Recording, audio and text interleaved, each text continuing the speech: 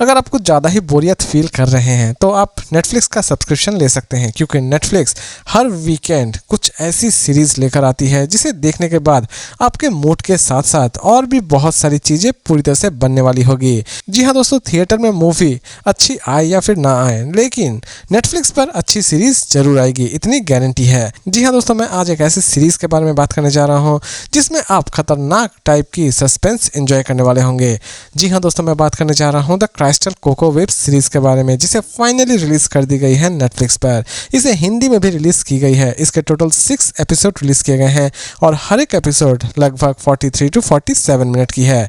इनमें से कुछ एपिसोड्स कुछ ज़्यादा ही लेंथी है। इसमें दोस्तों आपको यूं तो किसी भी तरह की कोई भी न्यूडिटी नजर नहीं आने वाली होगी, लेकिन इसमें आपको सेक्सुअल चीज़ें नजर आने वाली हो जाएगी। इसीलिए इसे किसके साथ देखना है और नहीं देखना है यह पूरी तरह से आपके ऊपर ही छोड़ता हूँ। तो दोस्तों अब नजर डालते हैं थोड़ा बहुत इस सीरीज की स्टोरी के ऊपर।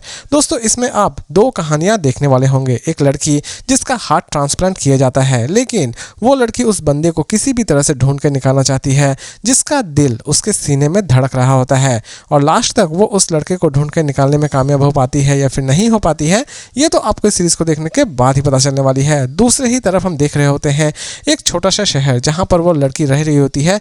उसी शहर में एक बंदा जो कि बच्चों की किडनैपिंग कर रहा होता है, लेकिन पुलिस लास्ट तक इस किडनैपर को ढूंढ के निकाल पाती है या फिर नहीं निकाल पाती है, ये भी इस सीरीज में देखने लायक है। सीरीज में दोस्तों आप अच्छी खासी सस्पेंस एंजॉय करने वाले होंगे। हर एक एपिसोड आपको बहुत ही ज़्यादा पसंद आने वाली होगी, लेकिन इस सीरीज की प्रेजेंटेशन इतनी ज़्यादा स्लो है कि आप सोच भी नहीं सकते होंगे।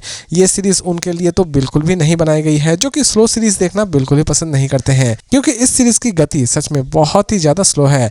हर एक चीज़ की एक्सप्लेनेशन बड़ी ही अच्छी तरह से दी गई है और इस एक्सप्लेनेशन के चक्कर में ही ये सीरीज बहुत ही ज़्यादा स्लो हो जाती है। लेकिन जहाँ तक इनमें आपको जितने भी कैरेक्टर्स नजर आने वाले होंगे, उन सभी कैरेक्टर की एक्टिंग आपको सच में बहुत ही ज़्यादा पसंद आने वाली होगी, और इसकी एंड की एपिसोड आपको सच में पूरी तरह से पैसा वसूल करके देने वाली होगी।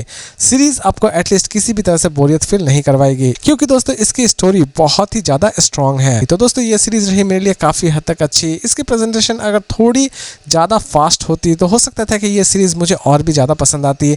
जहाँ तक इसकी कॉन्सेप्ट की बात है तो दोस्तों इसकी कॉन्सेप्ट सच में बहुत ही ज़्यादा यूनिक है, और इसमें मैंने अच्छी खासी सस्पेंस भी एंजॉय की। इसीलिए दोस्तों ये सीरीज़ रही मेरे लिए काफ़ी हद तक अच्छी, और मेरी तरफ से इसकी रेटिंग होगी 5 में 3.8 स्टार।